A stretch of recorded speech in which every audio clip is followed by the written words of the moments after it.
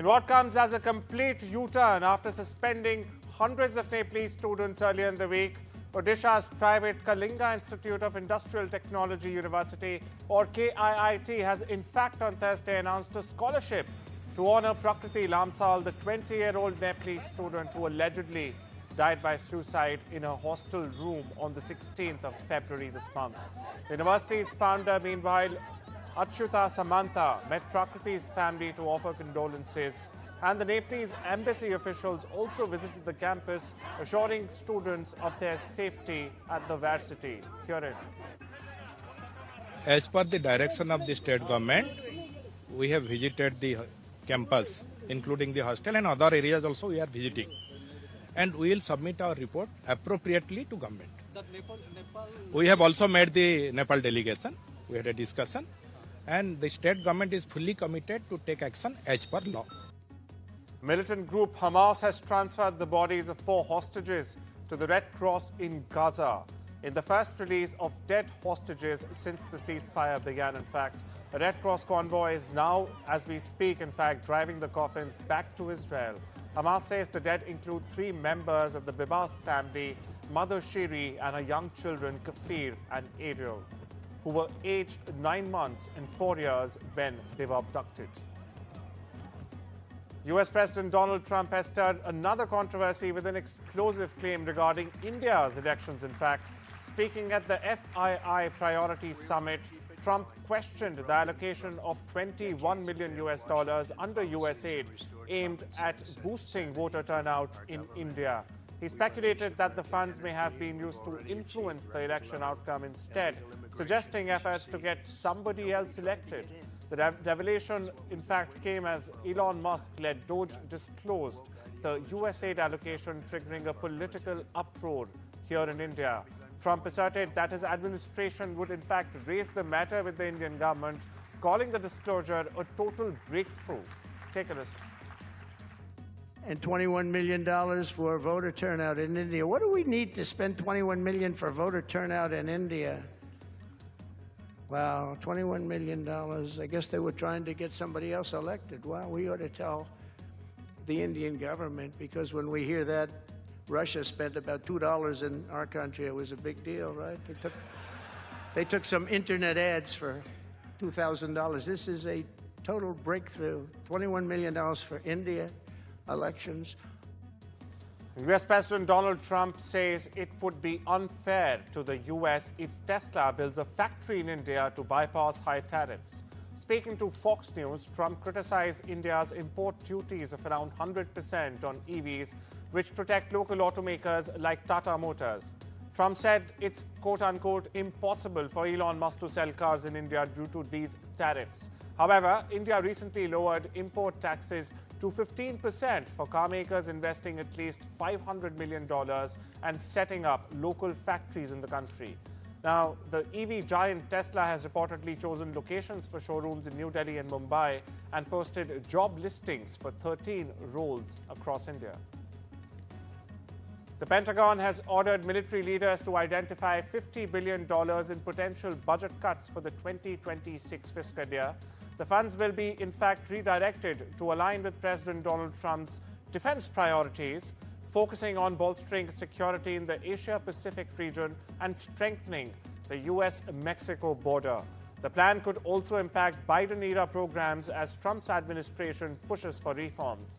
Defense Secretary Pete Hegseth is leading this review, which could trigger significant restructuring in the US. Meanwhile, Elon Musk's government downsizing teams or the Doge teams are also working from the Pentagon, raising concerns about civilian job cuts amid broader cost-saving efforts. Meanwhile, US President Donald Trump has also voiced support for congressional Republican efforts to put Washington, D.C. back under direct federal control.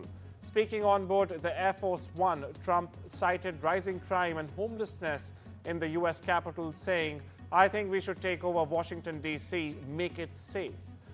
However, Congress already reviews and can overturn D.C. laws. Some Republicans are also, in fact, pushing to strip the city of its limited self-governance entirely. I think that we should govern District of Columbia. It's so important that D.C. situation. I think that we should run it strong, run it with law and order, make it absolutely flawlessly beautiful. And I think we should take over Washington, D.C., make it safe. People are getting killed, people are being hurt. You have a great police department there, but somehow they're not utilized properly. We should govern D.C. I think the federal government should take over the governance of D.C. and run it really, really properly. And I like the mayor. I get along great with the mayor. But they're not doing the job. Too much crime, too much graffiti, too many tents on the lawns of these magnificent lawns and there's tents. Meanwhile, the U.S. Special Envoy for Ukraine, Keith Kellogg, has in fact arrived in the war-torn country. He indicated he will report to President Donald Trump after hearing about the current situation of Ukraine. The country's public broadcaster has said Kellogg will meet President Volodymyr Zelensky and the Ukrainian military's commander-in-chief as well. Observers, however, say Zelensky hopes to create an environment for talks with Trump and set a path towards realizing a peace in a fair way as sought by Ukraine. Listen in. Дуже важливо, щоб він сам походив по Києву, по іншим містам. Він ж сказав, що столиці 20-30% столиці немає, все зруйновано. Я хочу, щоб він подивився. І далі, щоб він поспілкувався з людьми. Чи довіряють вони своєму президенту? Чи довіряють вони Путіну? Нехай запитає про Трампа, що вони думають після заяв їх президента. Мені здається, це важливо. Піти, просто поговорити з людьми. Ми не хочемо його водити кудись. Нехай обере. Є тут посол, нехай походять. Мені здається, це дуже важливо зрозуміти наживо, що відбувається. А далі, як я і сказав, я готовий з ним поїхати на фронт, я поїду з ним. Так? Поїдемо і там нехай поспілкуються з військовими. Готові військові. Зараз терміново треба голосувати для того, щоб піти додому, для того, щоб все віддати русським і не мати гарантій безпеки. Ну нехай їх запитає людей, які тут живуть і воюють. And on the other side of the border, in fact, Russian President Vladimir Putin said he would like to meet US President Donald Trump, but the meeting needs to be prepared to make it productive, Putin said. The Russian leader hailed Tuesday's talks between Russian and US senior officials in the Saudi capital of Riyadh as very positive. He said officials who took part in the talks described the US delegation to him as completely different people who were open to negotiation process without any bias, without any condemnation of, in fact, what was done in the past, and determined to work together with Moscow. And Pope Francis, who's currently battling double pneumonia, has shown slight improvement, according to the Vatican. The 88-year-old pontiff remains in stable condition at Rome's Gemelli Hospital, where he was admitted last week after facing breathing difficulties. Blood tests have revealed some improvement, especially in inflammatory markers. However, the Pope is still dealing with a complex situation involving a polymicrobial infection requiring an extended hospital stay. Public events remained cancelled through Sunday. Meanwhile, Italian PM Giorgia Meloni, who visited the Pope, in fact, said he was alert and even shared some jokes. Over in Argentina, protesters, including pensioners, unions, and opposition supporters, clashed with police near the country's Congress. They're demanding higher pensions and rejecting President Javier Milei's harsh austerity measures.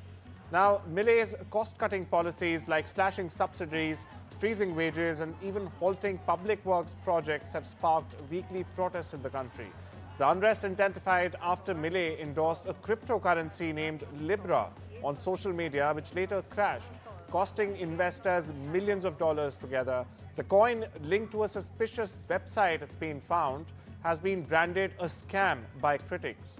Milei, known for his libertarian slogans, now faces growing backlash over both economic hardship and the crypto controversy.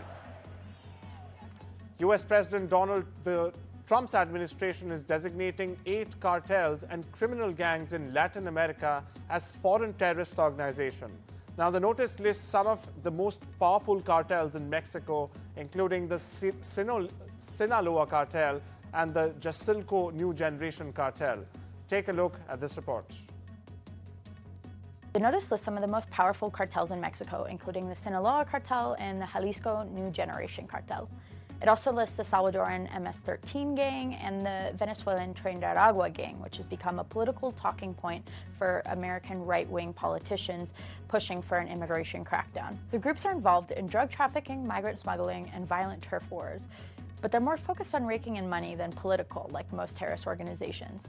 U.S. Secretary of State Marco Rubio says the groups pose a risk to U.S. national security, foreign policy, and economic interests. It's still unclear how the Trump administration will use the designation to pursue the groups.